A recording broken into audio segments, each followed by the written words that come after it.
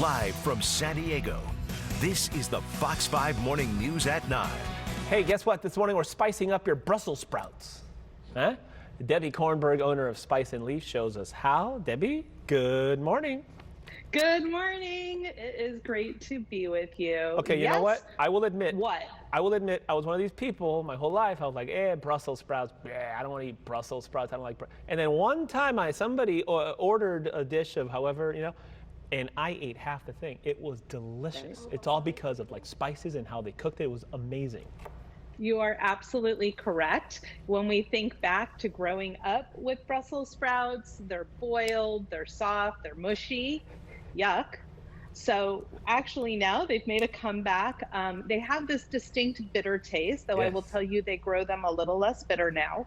Yes. But when you think about bitter taste, we think of coffee, right? If you just drink black coffee, it's very bitter. Yep. I happen to like that too, but a lot of people add sugar to it to balance out those flavors, or maybe sugar and cream to balance out those flavors so you get the sweet, the fat, and the bitter. And when you combine that together, it tastes really good.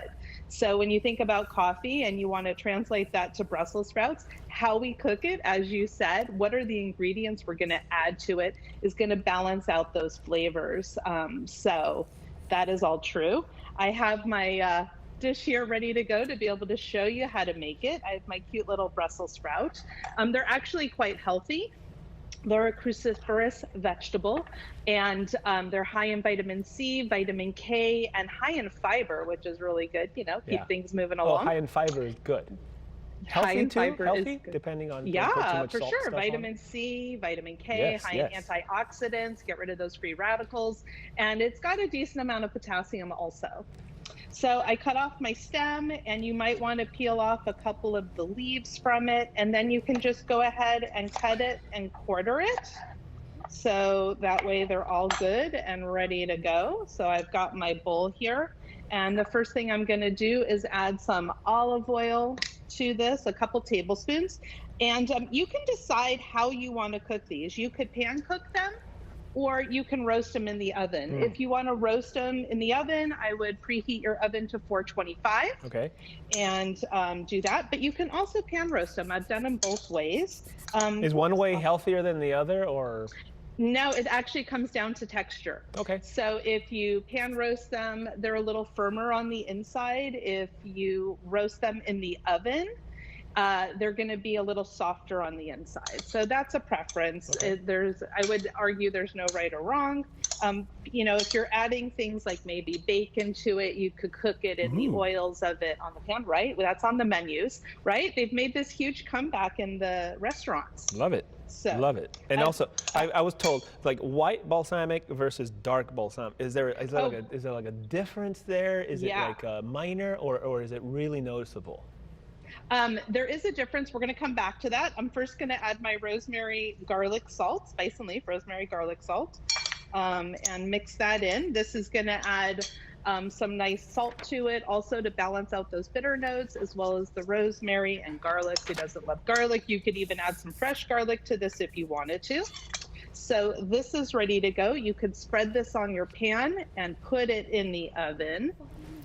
And once it comes out, it'll either look like that, or I did actually cook it in the oven too. It will look like this. Oh. Right? Looking good. And so I'm going to just go ahead and transfer this to my serving dish.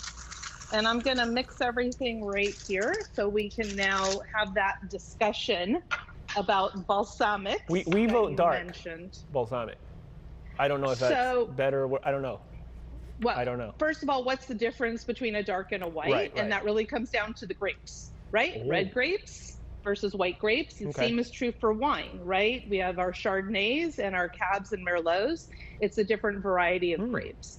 And so they all have different flavors if we think about wine, right? Or even just eating grapes, a white grape versus a red grape. So this is our dark balsamic. It's really good. It's super rich. Yes. It has deeper flavors to it. I'm actually not going to use it on the Brussels sprouts because I think, first of all, I don't want to change the color of what it is. So I'm going to use a white balsamic. It's a little lighter, it's tangier, and it has some really nice acidity. And Brussels sprouts crave acidity. Right. So I'm going to go ahead and drizzle that right on top. This is our 18-year age white balsamic spice. Hey, I trust you. That looks amazing already. Yeah, so we're mixing that in, and then I'm going to add some sweet notes to it, right? So we've got our bitter, we've got our acid, and now I'm going to add, and we have our salt also. All right, while you're doing that, can you tell us about the online classes? I know people want to get home. I know they want to make this. Yeah, so I do something called Spice It Up with Deb. It's right here in my kitchen. I cook live with you in real time. Wow. So you're in your kitchen, I'm in mine, and we cook a complete meal together. I actually did it last night. A national class for an organization of college students. I had college students cooking with me. Cool. And there was like 60 participants. It was awesome. And I take you start to finish. We cook a complete meal together. And by the time you're done, you have a meal ready to serve your own family. It's a great family activity. You can go to spiceitupwithdeb.com and look at my upcoming classes. You can do your own private ones. I've done corporate ones for some pretty big companies. Yeah. So I've added my dates. I'm adding my pistachios. I tell you what, I'm impressed with the college kids doing the class, because when I was in college, I set off the smoke alarm with Pop-Tarts. So the fact that they were able to do that. Debbie Kornberg, owner of Spice and Leaf, always a pleasure. Thank you. Those Brussels sprouts look fantastic. Thank you so much. Thanks, Raul. Take care. By the way, again, if you need Debbie's recipes, go to fox5sandiego.com and click the Scene On tab. If you haven't rocked the Brussels sprouts, try it. They're good.